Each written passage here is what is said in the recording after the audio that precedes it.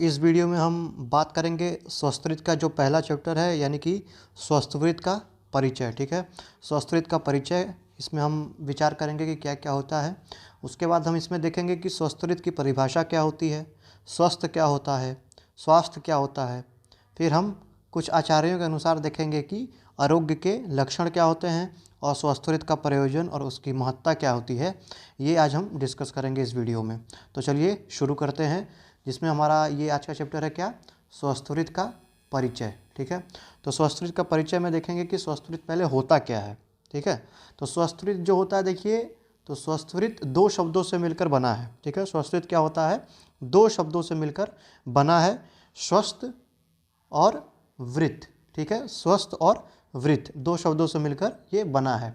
स्वस्थ का क्या मतलब होता है, तो स्वस्थ का मतलब होता है निरोगी या आपका रोग रहित होना। ठीक है, निरोगी रहना या आरोग्य रहना, जो निरोगी अवस्था होती है उसे ही क्या कहते हैं, आपका स्वस्थ कहते हैं। और वृत्त क्या होता है, तो वृत्त का मतलब होता है चक्र या गोला। ठीक है, चक्र या गोला, उसे क्या कहते हैं, वृत्त कहते हैं। अब इसी में आगे देखते हैं डेफिनेशन में। तो जो स्वस्थ, ठीक है, संस्कृत दो शब्दों से मिलकर बना है, स्वस्थ और वृत्त। तो पहले स्वस्थ क्या होता है वो देखते हैं। तो स्वस्थ, तो स्वस्थ का अर्थ होता है क्या, तो शारीरिक और मानसिक रूप से, तो जो व्यक्ति क्या हो, शारीरिक और मानसिक रूप से क्या रहे, आरोग्य रहे। ठीक है, यहाँ पे देखिए लिखा हुआ है शारीरिक और मानसिक रूप से व्यक्ति क्या रहे, पूर्ण रूपेण आरोग्य अवस्था या निरोगी अवस्था रहे। मतलब कि जो रोगी रहता है यानी जो व्यक्ति है वो क्या रहे, शारीरिक और मानसिक रूप से निरोगी रहे और आरोग्य रहे, यही आपका क्या है, स्वस्थ कहलाता है।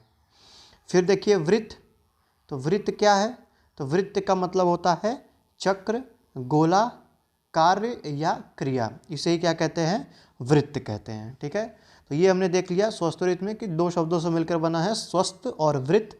स्वस्थ का मतलब क्या हो गया, देख लिया, यानी कि निरोगी रहना, और वृत्त का मतलब हो गया काल, गोला, चक्र या आपका क्रिया। ठीक है, ये हो गया वृत्त। अब हम देखते हैं स्वस्थ वृत्त क्या होता है। ठीक है, तो संस्कृत में बताया गया है, देखिए क्या, तो व्यक्ति स्वस्थ रहने के लिए नित्य जो क्रिया करता है। ठीक है, मतलब जो व्यक्ति होता है वो स्वस्थ रहने के लिए जो क्रिया करता है, ठीक है, या स्वस्थ रहने के लिए उसे जो आचरण करना चाहिए। ठीक है, मतलब कि जो भी व्यक्ति है वो स्वस्थ रहने के लिए जो जो चीज़ें फॉलो करता है, उसके जो आचरण होती है उसे करना चाहिए, उन सभी का वर्णन जिस आयुर्वेद के शास्त्र में किया गया है या जिस शाखा में किया गया है उसे ही क्या कहते हैं, उसे स्वस्थ वृत्त कहते हैं। ठीक है, यही यहाँ पे बताया गया है कि स्वस्थ वृत्त होता क्या है। फिर आगे देखिए स्वस्थ विज्ञान। ठीक है, क्या है, स्वस्थ विज्ञान। तो स्वस्थ विज्ञान क्या है, तो जिस शास्त्र के अंतर्गत व्यक्ति के लिए दिनचर्या, रात्रिचर्या, ऋतुचर्या के अनुसार आहार विहार की व्यवस्था एवं रोगों के अनुपत्तिकारक भाव का वर्णन किया जाता है, उसकी संज्ञा क्या दी गई है, संस्कृत की संज्ञा दी गई है। ठीक है, यही आपका क्या है, स्वस्थ विज्ञान है, यानी कि ऐसा शास्त्र जिसके अंतर्गत क्या क्या बताया गया है, दिनचर्या, रात्रिचर्या, ऋतुचर्या, ठीक है, ये सब के अनुसार आहार विहार का सेवन कैसे करना है, ये सारी चीज़ें इसमें बताई गई हैं। और रोगों के अनुपत्ति कारक क्या हैं, उसके भाव क्या हैं, इसका वर्णन जिस शाखा में या जिस शास्त्र में किया गया है वही आपका क्या है, उस संस्कृत कहलाता है, उसी को संस्कृत की संज्ञा दी गई है। फिर है देखिए स्वस्थ की परिभाषा। स्वस्थ की परिभाषा क्या है, ठीक है, इंपॉर्टेंट है, देखिए स्वस्थ की परिभाषा। तो स्वस्थ शब्द क्या है, दो शब्दों से मिलकर बना है, स्व और स्थ। ठीक है, तो स्वस्थ शब्द क्या है, दो शब्दों से मिलकर बना है, क्या है वो, आपका स्व और स्थ। ठीक है, स्व और स्थ। तो फिर क्या है, स्व का मतलब क्या हो गया, तो स्व यानी कि स्व का अर्थ होता है प्राकृत अवस्था। ठीक, तो स्व का क्या अर्थ होता है, प्राकृत अवस्था। और स्थ का मतलब क्या होता है, तो स्थ का अर्थ होता है स्थापित होना। ठीक है, तो इसका क्या मतलब हो गया, तो इसका मतलब हो गया मनुष्य की शारीरिक व मानसिक सभी क्रियाओं का अपनी प्राकृतिक अवस्था में क्या होना, स्थापित रहना या अवस्थित रहना, यही क्या कहलाता है, स्वस्थ कहलाता है। ठीक है, यानी कि मनुष्य के शारीरिक और मानसिक, ठीक है, सभी क्रियाओं का अपनी प्राकृत अवस्था में अवस्थित रहना या स्थापित रहना, यही क्या कहलाता है, स्वस्थ कहलाता है। तो ये हमने देख लिया कि स्व क्या होता है, स्थ क्या होता है, यानी कि ये स्वस्थ की परिभाषा हो गई। फिर देखिए इसमें आगे देखते हैं, तो इसमें बताया गया है शरीर का सभी विकारों से मुक्त होना ही स्वस्थ कहलाता है। यानी कि जो हमारा बॉडी होता है वो सभी डिजीज से क्या हो, मुक्त हो, सभी विकारों से मुक्त हो, वही क्या कहलाएगा, वही कहलाएगा, वही व्यक्ति क्या कहलाएगा, तो स्वस्थ कहलाएगा। फिर स्वस्थ से ही अनुमति ही स्वास्थ्य होता है। ठीक है, स्वस्थ होने की जो अनुमति होती है वही क्या कहलाता है, स्वास्थ्य कहलाता है। ठीक है, तो ये हमने देख लिया स्वस्थ विज्ञान क्या होता है, स्वस्थ क्या होता है और स्वास्थ्य क्या होता है। अब आगे बढ़ते हैं, तो उसमें बताया गया है, देखिए उसकी लक्षण में बताया गया है कि सम दोष क्षमा अग्नि सम धातु मल क्रिया प्रसन्नात्म इंद्रिय मन स्वस्थ इत्याभिधायते। ठीक है, ये श्लोक इम्पॉर्टेंट है।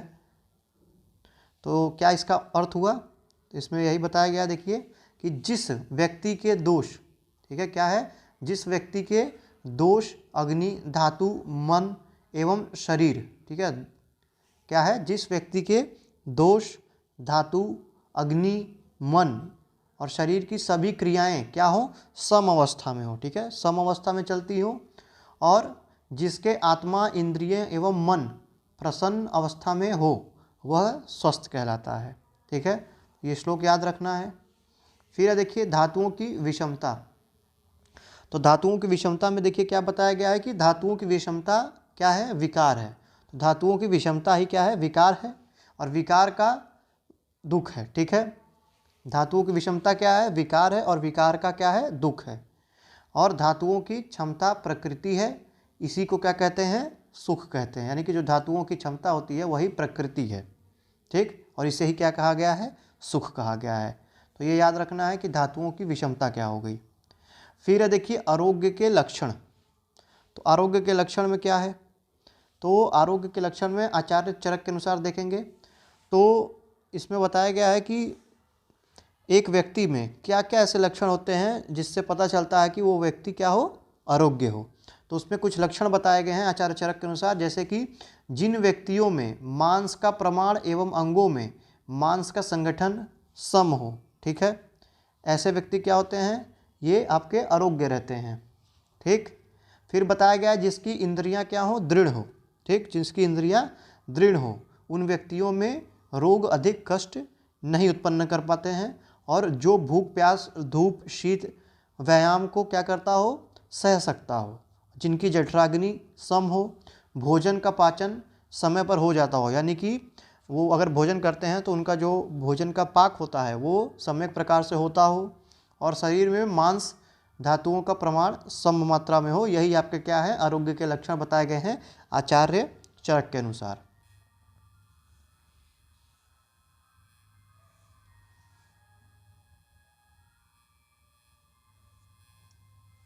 अब है देखिए आचार्य कश्यप के अनुसार बताया गया है, तो इसमें क्या है, आचार्य कश्यप के अनुसार तो इसमें बताया गया, देखिए भोजन ग्रहण करने की इच्छा।